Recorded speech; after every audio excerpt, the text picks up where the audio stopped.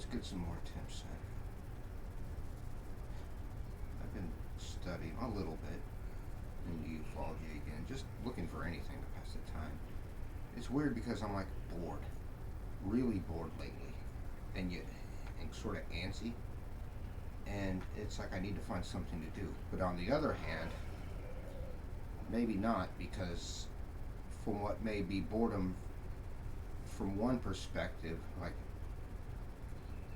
looking at it one way, it's boredom, but maybe looking at it another way, it's peace. Sometimes it's all right, maybe even a good thing to be bored. I don't know. Studying ufology, though. Same old things. Abduction reports, missing time, crash with unexplained dynamics. A history that at first seems to go back to Roswell, but then you look further and realize it goes back a little further, wait a lot further, wait all the way back through all of human history.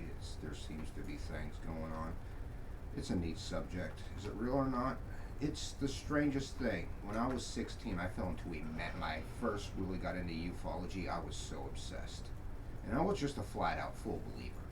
Like, they didn't even question the idea that there was a cover-up, that something extraterrestrial landed here. It was just, I automatically believed it by default. Then I got older, I grew more and more skeptical, more and more doubtful, and then I was like, as I grew older, I was like, yeah, probably maybe not. But then I never really, though, I never really completely let go of the idea that it was possible.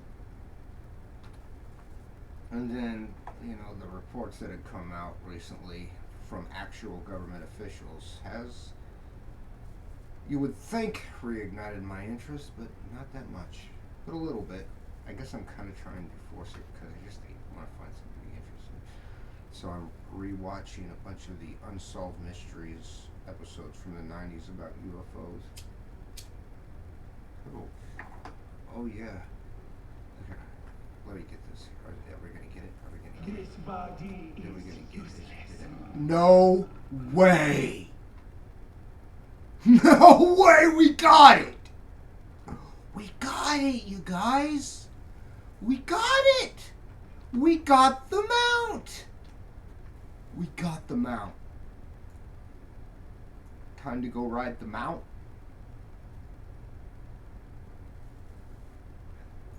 Let's go up here and learn the mount. Oh yeah, I was about to go on before I got sidewinded by New Mount. But I wonder what North Korea would do with their own Roswell incident. Because you know how it already is over there when it comes to keeping secrets and stuff. Like, I wonder if anyone who witnessed things, would they have just automatically straight to camp? Like, just for having... And that would kind of conflict with this whole ideology of him and North Korea being the center and alpha of the entire universe. I often wonder. I wonder what, maybe not so much what Kim Jong-il would do if forced to face something like that. I asked ChatGPT and Grok both how North Korea would respond would have responded to the events of Independence Day. We're ready? Let's do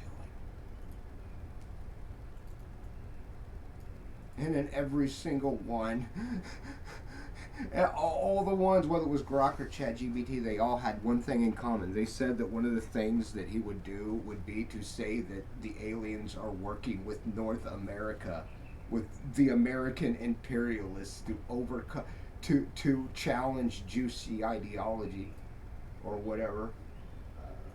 There it is. There it is.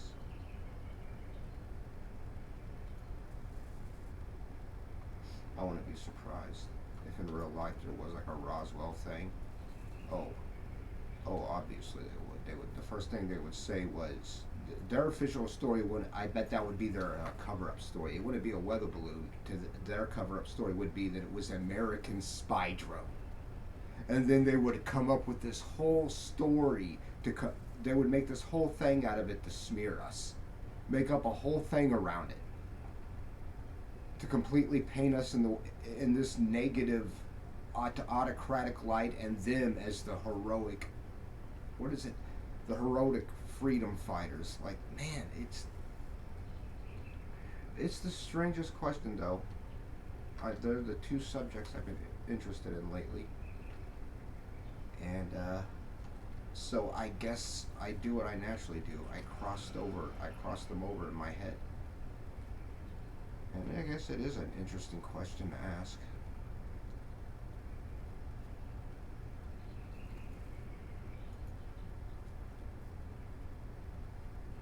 Hope I'm not all this enough just for asking,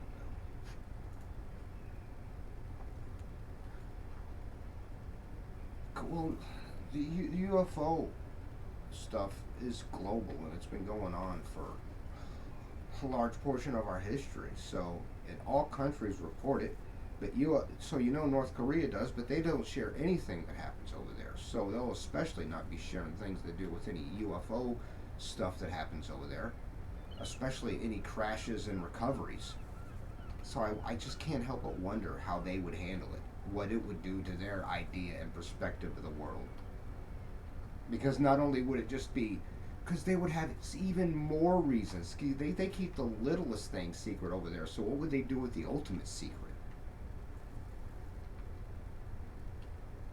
Like, you think if the reason we're hiding things over here is because of how much it would upset and destabilize our societal construct, think of how it is on how the regime over there sees how that would disrupt their construct. It's an interesting question. What would the Kim regime do in response to a UFO crash in their own country? What would be their cover story?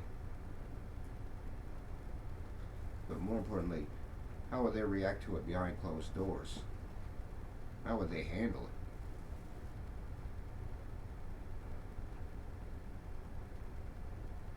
What questions would they be forced to have to ask themselves in regards to not just what's out there, but their own perspective of the world that they've been brainwashed into believing?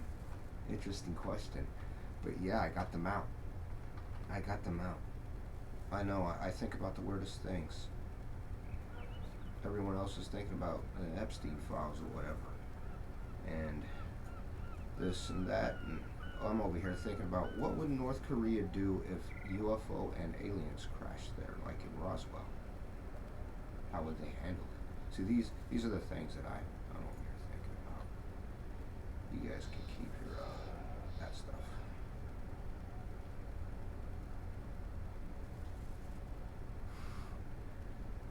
What would happen from North Korea's end in the events of the movie Independence Day?